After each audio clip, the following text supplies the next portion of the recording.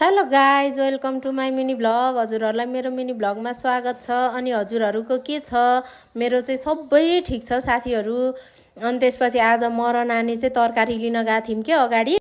अनि उसले चाहिँ काउली काट्दैछ ल्याएर पनि। अनि यता साथीहरू मैले चाहिँ छोरालाई खाजा रेडी गरिदिँदैछु के। अनि यतातिर मेरो छोरा चाहिँ पढ्दैछ के साथीहरू। रिभिजन सुरु भइसकेको छ नि त। मेरो बाबुको चाहिँ इक्जाम हुन लागेको छ यतातिर। मैले अनि फेरि खानासाना बनाएर पनि रेडी गरिसकेँ के साथीहरू।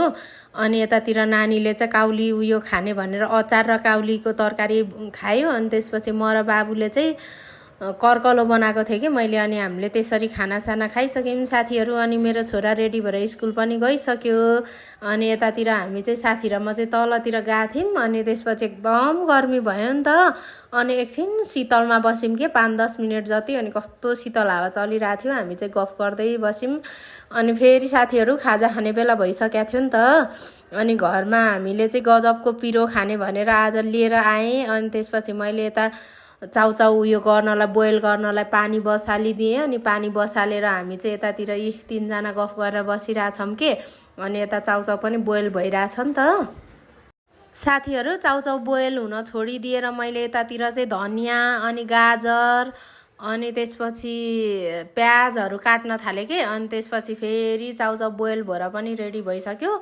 अनि त्यसपछि मैले त्यो चाउचाउ बोइल भएकोलाई उयो गरेर अनि त्यसपछि मिक्स गरेर मलमाल गर्न थालेँ कि। एकदम मजाले मोलेर खाने भनेर के। अनि साथीहरू अनि त्यसलाई मैले अनि साथीहरू के गर्नु, पिरो चाउचाउ नखानु भन्यो है। कस्तो कस्तो खान मन लागिहाल्छ। अनि खाजामा फेरि के खाने हुन्छ नि त।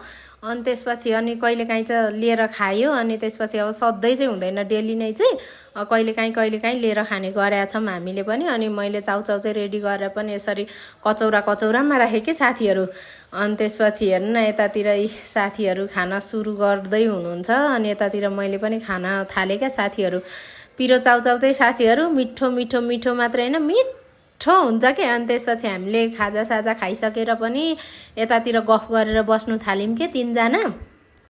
अनि साथीहरू फेरि यतातिर मेरो बाहिरतिर यसो सोरबडार गरेर पुछपाछ गर्नु पर्यो भनेर के अलि फोहोर भइरहेको थियो। अनि पुछपाछ गर्न थालेँ। अनि मेरो छोरा पनि आइपुग्यो कि साथीहरू। ऊ आएर ड्रेस चेन्ज गरेर पनि अनि चाहिँ खाजा खान थाल्यो। ल अनि मलाई चाहिँ एकदम गर्म भइरहेको थियो नि त साथीहरू। एकछिन फ्यानमा बसेँ। ल साथीहरू, आजको मेरो मिनी भ्लग चाहिँ यति नै। हजुरहरूलाई मन पर्यो भने लाइक, सेयर, सब्सक्राइब पनि गरिदिनु। Thank you for watching. Bye by.